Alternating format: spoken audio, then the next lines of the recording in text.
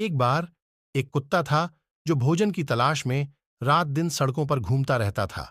एक दिन उसे एक बड़ी रसदार हड्डी मिली और उसने तुरंत उसे अपने मुंह में रख लिया और घर ले गया।